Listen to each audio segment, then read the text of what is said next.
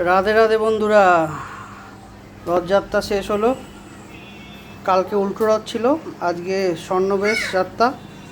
আজকে স্বর্ণবেশ হওয়ার পর জগন্নাথ দেব ঘরে ঢুকে গেলেন। মনটা খারাপ, কিছু করার নেই। ওনার ঘরে তো ওনাকে যেতেই হবে। দিনের শেষে সবাই যেরকম ঘরে যায়, ওনারও একটা ঘর আছে। জগন্নাথ বাড়ি ওনার বর্তমানে আমাদের কৃষ্ণপুরের ঘর।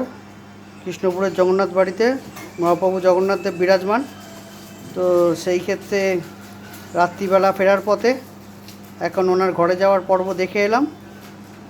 রোজ দোকানে যাওয়ার পথে আসার পথে একবার করে দেখা হতো। লাস্ট 10 দিন 11 দিন একটা অভ্যাসে পরিণত হয়ে গেছিলো।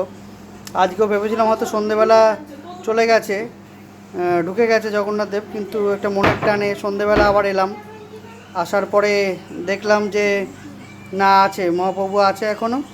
তো মহাপ্রভু তারপরে আসার পর দর্শন দিল, দর্শন দেওয়ার পর ঢুকলো।